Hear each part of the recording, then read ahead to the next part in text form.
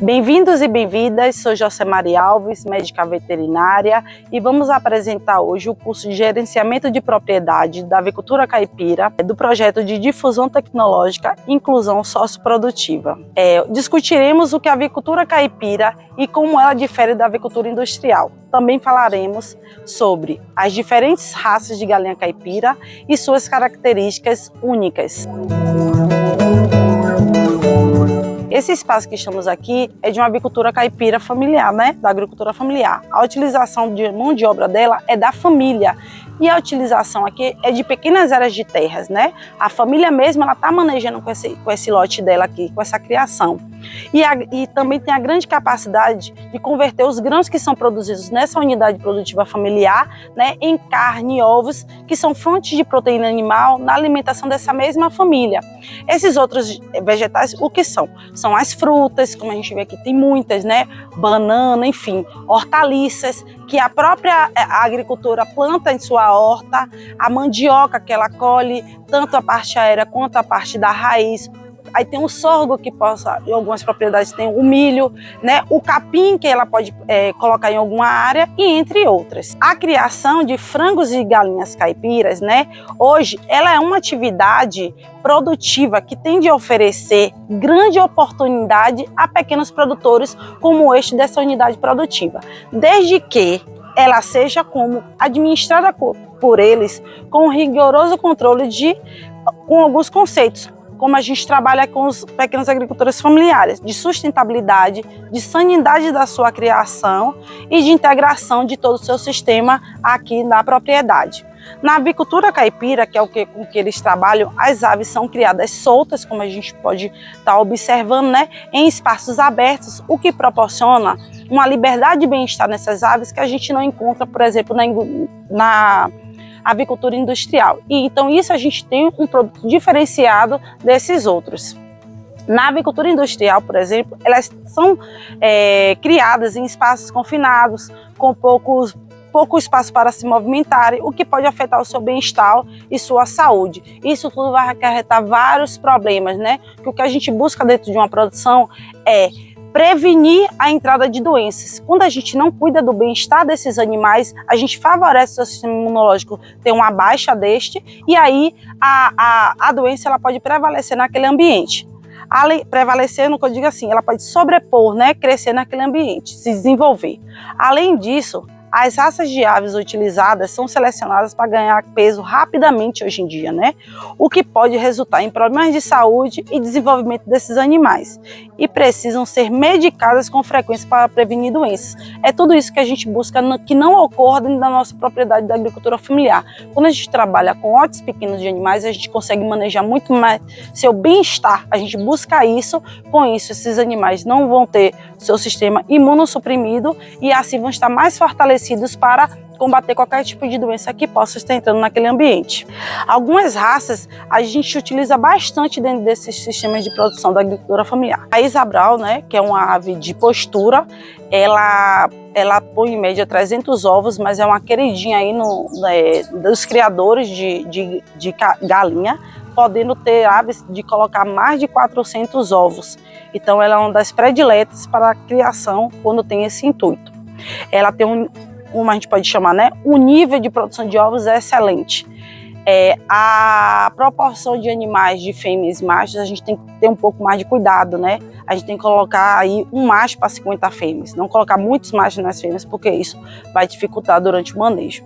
Ela não possui um porte grande, né? Em média ela pesa 2 quilos, quando a gente compara ela com outros animais que chegam a pesar até 7 quilos, a gente toma um pouco assim, de receio nesse ponto, mas ela é uma ótima ave de postura e ela consegue, né, contemplar naquilo que ela foi proposto, que é pôr ovos, põe bastante. Outra raça bem conhecida é a New Hampshire, né? Ela já é de dupla aptidão, tanto serve para ovos quanto para a produção de carne.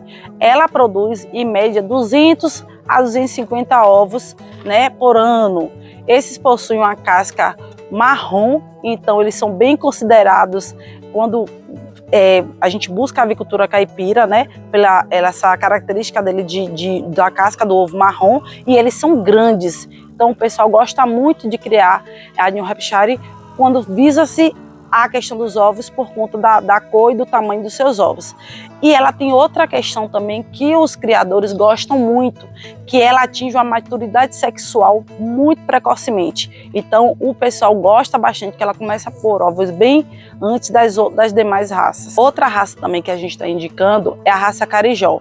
Ela bota em média 250 ovos ao ano, certo? Ela também é uma boa de postura.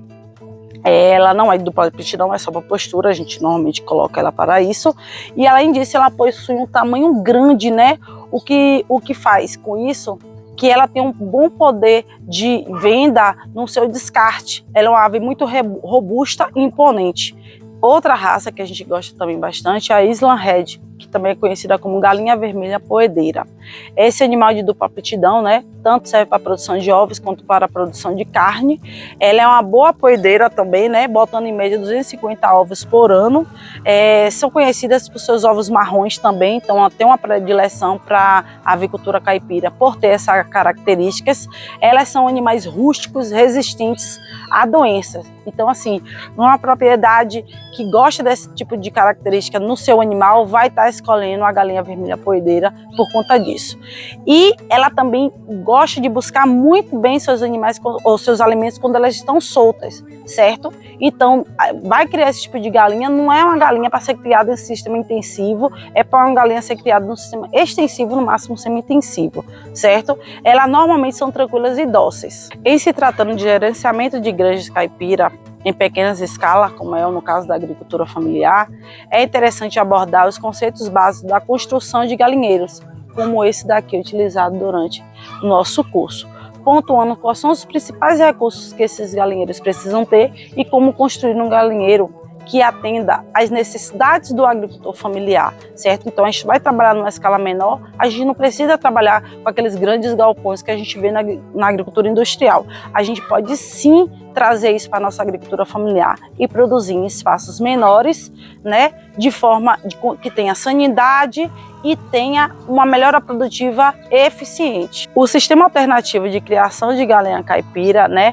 preconiza a construção de instalações simples e funcionais. A gente não precisa de luxo, a gente não precisa de vários equipamentos super modernos, a gente precisa de equipamentos, utensílios dentro do galinheiro que sejam suficientes para a criação em cada fase da avicultura, certo? A partir de recursos naturais disponíveis também na propriedade do agricultor, tais como madeira redonda, estaca. Então, assim, tudo que a gente conseguir encontrar aqui dentro da propriedade, a gente pode estar utilizando na construção do galinheiro, só fazendo a aquisição daquilo que a gente realmente não pode encontrar, como a questão das telhas, né, da tela, mas o que a gente possa conseguir utilizar, reutilizar da propriedade para a construção do galinheiro é o ideal. Os principais objetivos de se ter uma instalação, né, para a criação de galinha caipira é oferecer um ambiente higiênico e protegido que não permita a entrada de predadores. A gente vai entrar entre ratos, entendeu? Roedores, enfim. Além de que passarinhos também, né? Passarinhos a gente sabe que dentro da avicultura é uma praga, porque eles vão consumir o alimento das aves. Além disso de estar comendo a ração dessas aves, né, de produção, eles podem estar trazendo doenças para dentro do galinheiro. E além também de manter distante animais errantes que estejam ali, como cachorros e gatos também, né? E que ajudem a amenizar com isso os impactos das variações extremas de temperatura e umidade, certo? Quando a gente faz um galpão no direcionamento certo, né, que o sol possa correr por cima do telhado e assim não está invadindo a área interna do galinheiro, né, superaquecendo aquelas aves. E também assim nos momentos de chuva, né, a gente vai proteger a entrada de chuva, de umidade para esses animais, com tanto o telhado do galinheiro como a colocação de cortinas, né? Além de assegurar também acesso às aves, que elas tenham acesso, né, confortável ao alimento e à água. Tais instalações consistem em um galinheiro com dimensões internas destinadas a cada fase de criação das aves, certo? A fase de reprodução, que seja de postura ou incubação, precisa ter suas áreas específicas.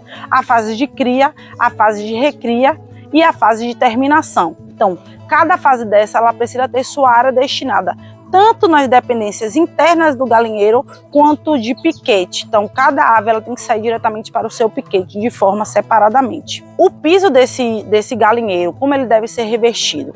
Com a camada de palha, né, que a gente chama também de cama aviária, ela deve ter essa cama de 5 a 8 centímetros de espessura e uma distribuição de forma uniforme. Ela deve estar toda cobrindo o chão do galinheiro, não está um lado mais alto, outro lado mais baixo, certo?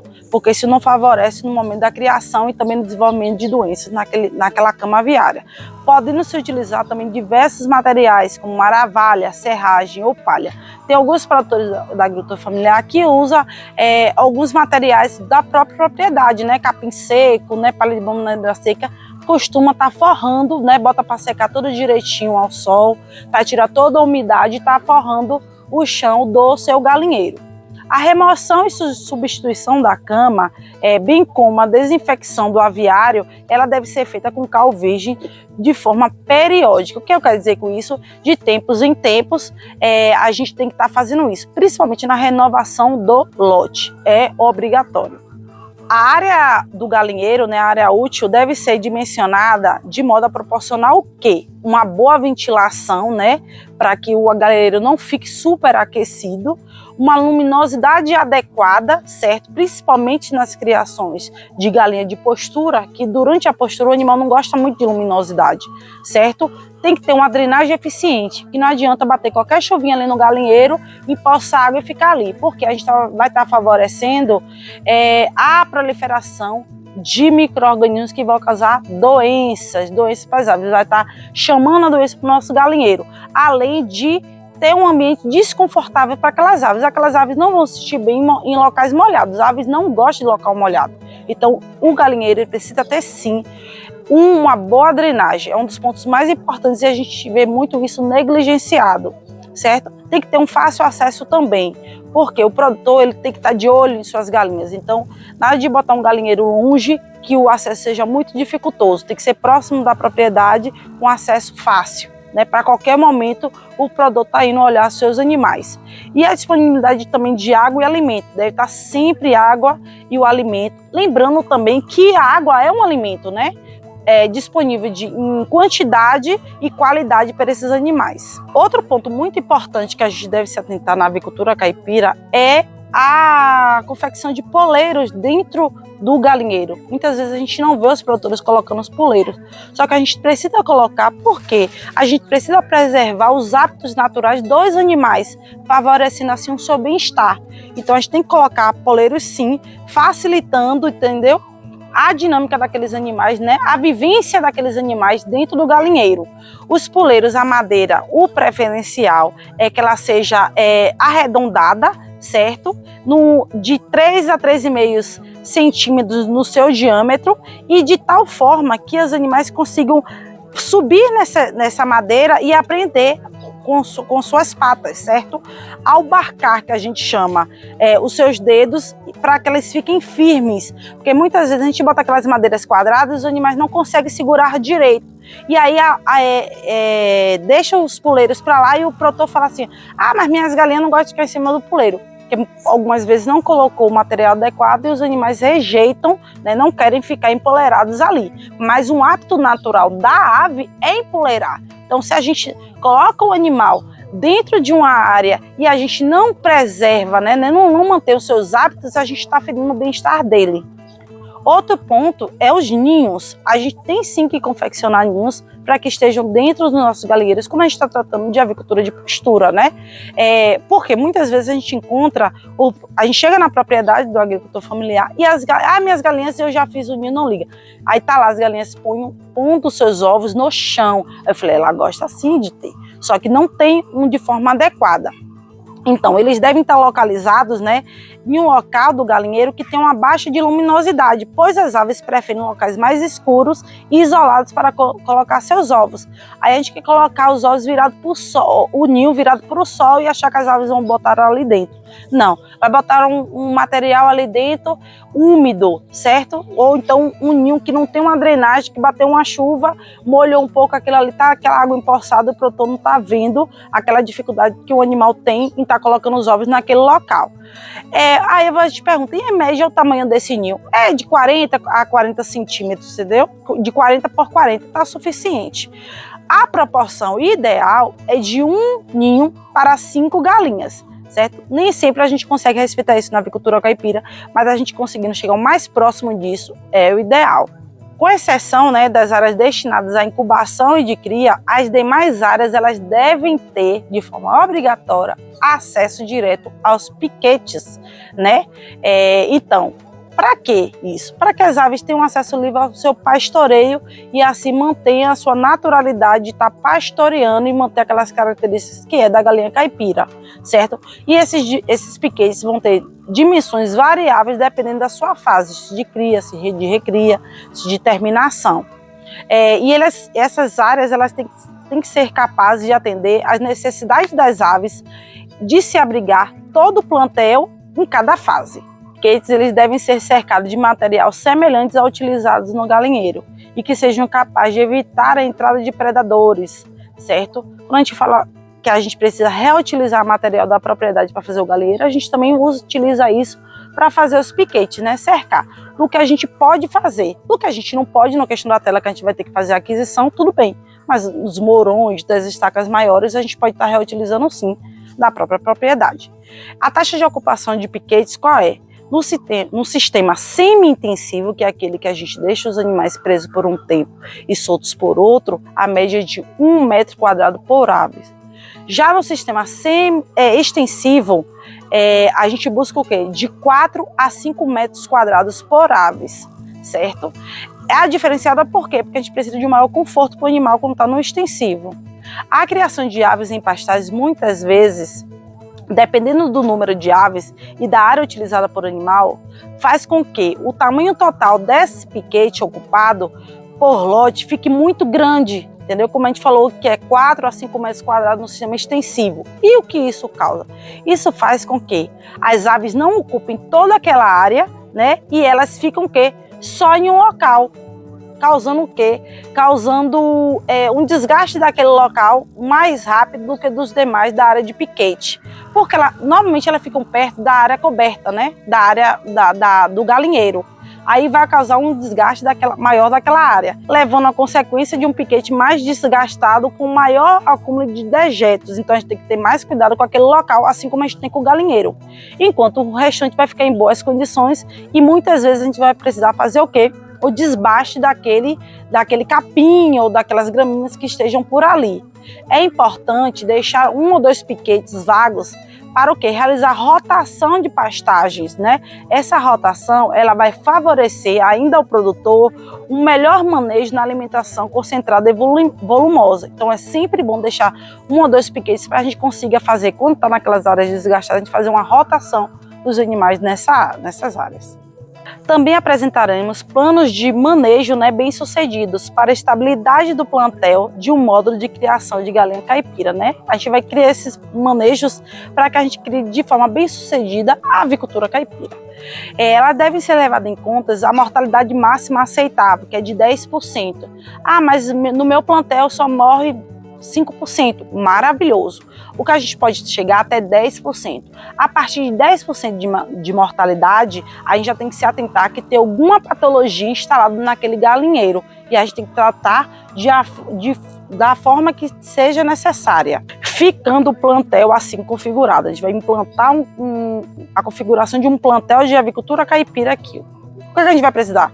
De um reprodutor, né? Com 6 a 24 meses de idade, esse reprodutor pode ter 12 matrizes. Essas matrizes vão ter de 6 a 24 meses de idade 63 a 97 pintos, né, na fase de cria, que é de 1 a 30 dias de idade. Também vai ter 60 a 92 pintos na fase de recria, quando essa fase de recria, de 31 dias a 60 dias. E na fase de terminação, né, que é de 61 a 120 dias. Quantos animais na fase de terminação? 112 a 174. Com isso, a gente consegue estabelecer um plantel, né, dentro da nossa propriedade. A variação no número de aves dentro da nossa criação, né, de fase de cria, de recria, de terminação, decorre do tipo de sistema de produção adotado, se é um sistema semi-intensivo ou extensivo, que pode ser de incubação também natural ou artificial, quando a gente utiliza o quê? Chocadeiras. O monitoramento da evolução do plantel, né, da criação dessas aves, é uma ferramenta excelente de extrema importância para que a gente consiga ter o controle, né, de fatores que podem comprometer o sucesso da nossa atividade, que é a avicultura caipira. Por meio de informações coletadas e analisadas periodicamente, né, de tempos em tempos, né, o criador ele pode gerenciar de uma forma mais eficiente a sua criação. Se ele anota todos os dados, ele não vai conseguir mensurar se ele está tendo prejuízo ou lucro. Então, o que a gente busca aqui é isso com essas informações, é coletar esses dados, visto que a gente encontra meios para detectar possíveis falhas ou problemas que podem ocorrer ao longo das diferentes etapas de criação. Se você anota lá, tem lá no seu galinheiro a fichinha técnica lá da sua criação, do seu plantel, você vai conseguir ver quantos animais está tendo mortes, quantos animais nasceram, quantos animais de tempo ficaram doentes, o que foi utilizado. Então, assim, você consegue controlar todo o seu plantel. Aí você fala, ah, não, mas eu sei quando os animais morrem. Você pode lembrar o que morreu daqui a 1 mês, daqui a 2 meses, daqui a 3 meses, então a memória é boa. Mas daqui a 1 ano, você não vai saber. E às vezes uma doença está instalada e de tempos em tempos ela reaparece. Se você não escritura isso, colocando na ficha técnica, você vai perder essas informações e não vai saber identificar algo, né? Ver algo que está acontecendo dentro da sua criação. Dessa forma, de facilitar a coleta de informações referentes a entradas e saídas dos animais da criação, né? Como a gente falou, nascimento, a compra também, a morte, né? A venda e o consumo, porque o consumo também tem que ser notificado, certo? Como venda, para a gente conseguir fazer o cálculo lá na frente de lucro da propriedade. Se a gente não faz esse controle, a gente perde totalmente. Eu já cheguei em criadores, e os criadores terem 2 tipos de criação, por exemplo, caprinos e ovinos e avicultura caipira, né? Normalmente colocava-se a mulher para tomar conta das aves, né? E o homem estava tomando conta dos pequenos reprodutores. E o que acontecia? Eles achavam, acreditavam que tinham mais lucro com os caprinos e ovinos. Quando a gente foi fazer a escrituração durante todo o projeto, a gente observou que o lucro líquido, né, aquele que vai direto para a família, né, ou para reinvestimento dentro daquela propriedade, era muito superior às das outras criações. E aí a família resolveu realmente se profissionalizar com a avicultura caipira. Entendeu? Esses dados também, né, essa forma de se fazer, também na hora de postura e incubação, a gente precisa ter um controle das posturas e incubações que a gente tem dentro da nossa avicultura caipira. Podem ser utilizadas as fichas de acompanhamento simples, né, que aquelas fichas a gente coloca todos esses dados e preenche sempre. Não adianta colocar a ficha lá no galinheiro e aí eu falo, não pega a ficha e guarda lá dentro de casa, não. Fixa ela em alguma parede do galinheiro ou na tela do galinheiro, algum lugar que não bata chuva e periódica, sempre que necessário que aparecer um dado novo, esteja colocando. Porque se a gente coloca lá dentro de casa, a gente esquece de estar preenchendo esses dados. Outro ponto muito importante é a nutrição e alimentação das galinhas caipira, né? É importante porque ela deve ser correta e ela é fundamental importância no sucesso da criação. Se a gente não tomar cuidado com a nutrição e a alimentação dos animais, não adianta. E quando a gente fala o quê? Alimentação e nutrição, porque muitas vezes a gente acha que é a mesma coisa. Às vezes você está alimentando um animal, mas você não está nutrindo de forma eficiente, entendeu? E assim também a gente vai falar de alguns tipos de alimento quais a gente deve fornecê-lo. Tanto aqueles que a gente pode fornecê-lo como uma complementação, como um enriquecimento ambiental do próprio galinheiro. O objetivo principal é suprir as necessidades nutricionais das aves em todos os estágios de desenvolvimento e produção, tanto na fase de cria, quanto na fase de recria, quanto na fase de engorda. Cada fase ela vai ter uma necessidade de ração balanceada e de complementação ideal. Para a avicultura de postura e para a avicultura de carne, né, que a gente chama também, é diferenciado. Não é uma alimentação só para todos. E o que a gente observa nas propriedades é o quê? Muitas vezes o produtor ele não dimensiona isso, né? O quanto está gastando de ração. Canso de chegar em alguns produtores no início do nosso acompanhamento e eles mensuram que seja com um copo, com uma xícara, com uma vasilha que tem lá no galinheiro, pegam aquela vasilha, enchem os comedouros e nem sabe o quanto está gastando por dia de alimento com aquele animal. E a gente já chegou a ver dos produtores gastarem 5 vezes mais, 6 vezes mais de alimento do que ele necessitava. Como a gente já falou, o alimento ele representa 70% dos custos de produção. Então, o produtor vai estar perdendo dinheiro, vai estar tirando o seu lucro, desperdiçando alimento, dando para esses animais, certo? Um ponto muito importante, né, é a integração das atividades agropecuárias com o aproveitamento de resíduos oriundos da atividade agrícola. O que eu quero dizer com isso? É o aproveitamento do que se produz dentro da unidade produtiva familiar, certo? A gente vai aproveitar o que se tem ali de hortaliças, de frutas, de raízes para estar utilizando na nutrição e alimentação desses animais, né? O manejo alternativo alimentar é proposto no sistema alternativo de criação de galinhas caipiras, né? Ela prevê tudo isso, essa integração de toda a propriedade.